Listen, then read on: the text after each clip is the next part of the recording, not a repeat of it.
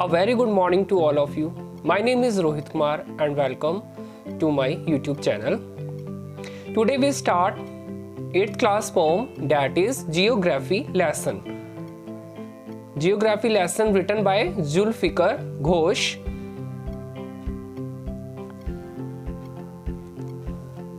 These are first stanza of this poem. A few hundred feet from the ground. Ground से 100 feet की ऊंचाई पर यह दृश्य दिख रहा है. When the jet sprang into the sky, it was clear why the city had developed the way it had, seeing it scaled 6 inches to the mile. There seemed an inevitability about what on ground had looked haphazard, unplanned and without style when the jet sprang into the sky. The city from the sky. जो poet है यहाँ इस stanza में क्या describe कर रहा है? Poet इस स्टैंजा में सिटी को डिस्क्राइब कर रहा है फ्रॉम द स्काई, स्काई से. तो in this stanza of this poem the poet describes his city. इस कविता में जो कवि है अपनी सिटी का वर्णन करता है. यहाँ मीन्स सिटी, अपने शहर का वर्णन यहाँ पर करता है poet. He tells us how it appears from the window of an aeroplane. वह हमें बताता है कि जैसे उसे किसी हवाई जहाज की खिड़की से दिखाई देता है. It is clear that the city developed just as it was necessary for the people. यह स्पष्ट हो जाता है कि किसी नगर का विकास उस तरह से हुआ जिस तरह से लोगों की आवश्यकता थी. So what looked haphazard on ground looked inevitable from the sky.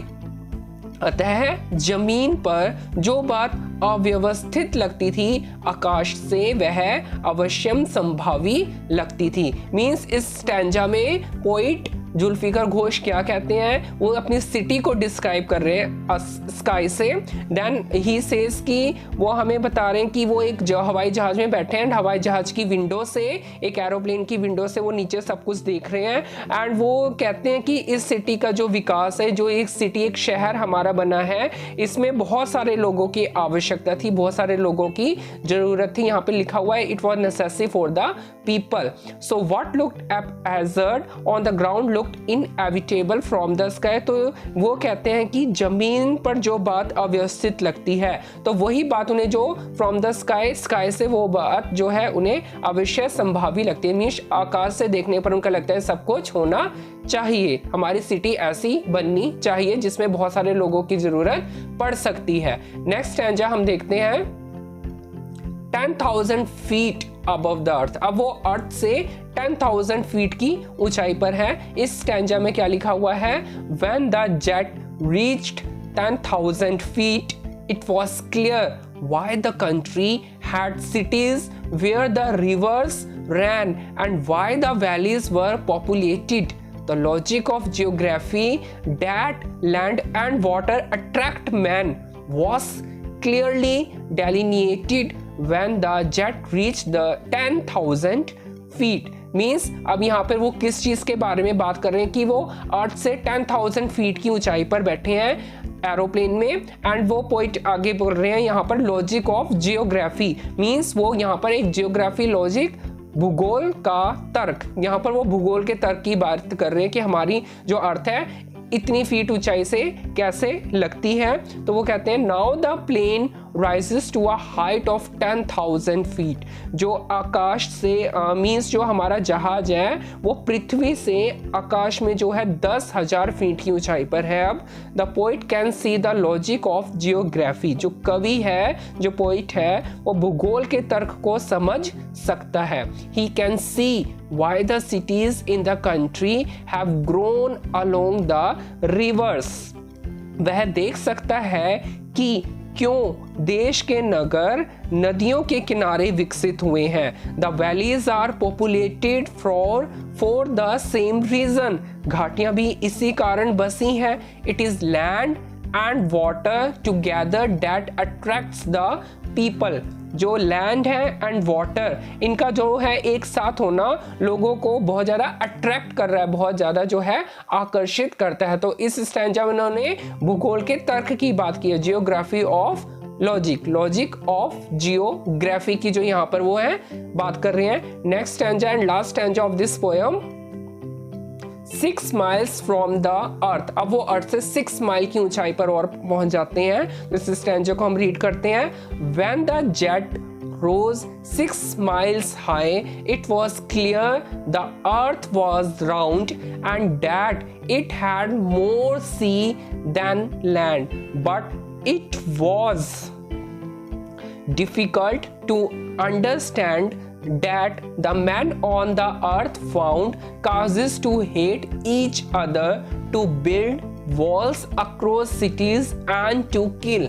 From that height, it was not clear why more sea than land means अब वो 6 माइल, अर्थ से 6 माइल की ऊंचाई पर वो अपने एरोप्लेन पर बैठे हुए हैं। देन वहां से देखने पर मोर सी, बहुत ज्यादा उन्हें समुद्र लगते हैं, देन लैंड, लैंड से ज्यादा, भूमि से ज्यादा वहां पर उन्हें समुद्र दिखते हैं। तो भूमि से अधिक समुद्र, इसकी हेडिंग बन सकती है मोर सी देन लैंड। तो ये जो थर्ड स्टैंजा है, थर्ड स्टैंजा का ये जो हेडिंग दिया है, जो फर्स्ट स्टैंजा की हेडिंग थी, फर्स्ट स्टैंजा की हेडिंग क्या थी हमारे पास, फर्स्ट स्टैंजा की हेडिंग थी जैसे the city from the sky, second stanza था लॉजिक ऑफ जियोग्राफी। अब हम बात कर रहे हैं मोर सी देन लैंड। तो इन पैराग्राफ्स को जो है आप समरी फॉर्म में भी लिख सकते हैं, ठीक है। भूमि से अधिक समुद्र, when the plains rises still higher 6 miles up, the earth looks round।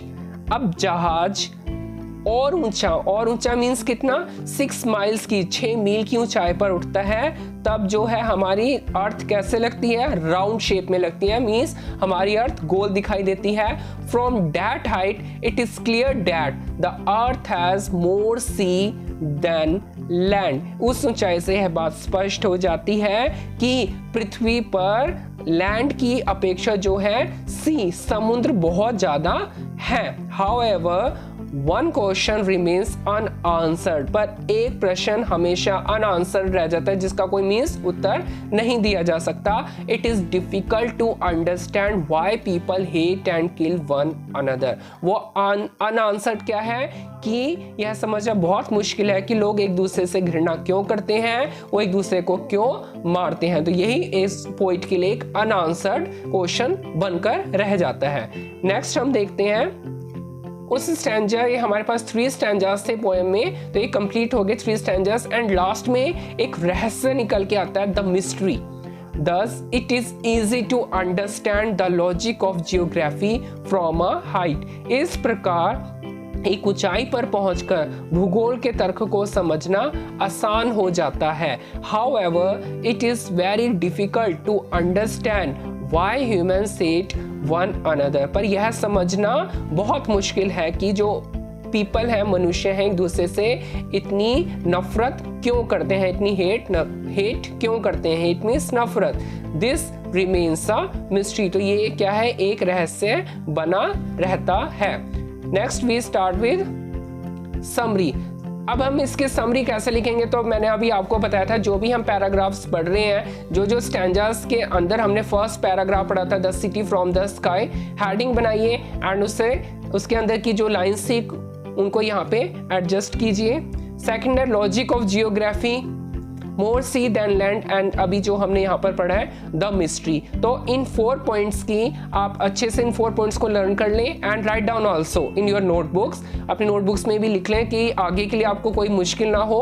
तो ये जो 4 पॉइंट्स हैं समरी के लिए बहुत ही सुटेबल पॉइंट्स हैं एंड आपको यही समरी अगर याद हो जाए आपको तो बहुत आपके लिए बेनिफिशियल रहेगा, आपको इस जल्दी से समझ आ जाएगी। And from stanza wise stanza, first 3 stanzas के अकॉर्डिंग ये फर्स्ट 3 पैराग्राफ्स बने हैं, the city from the sky, logic of geography, more sea than land and the mystery, 4th point जो हमारा यहाँ से बना है। तो ये स्टोरी समरी बन गई आपकी। ये पोएम कौन सी थी हमारी, कोई नेम बताएं, geography lesson, written by Zulfikar Ghosh. तो इससे आप नोट डाउन जरूर कर लें अपनी नोटबुक्स में। So thank you, I hope कि आपको ये पोएम समझ आई होगी। So if you are new in my channel, so please subscribe it. That is Rohit Kumar. Thank you, bye.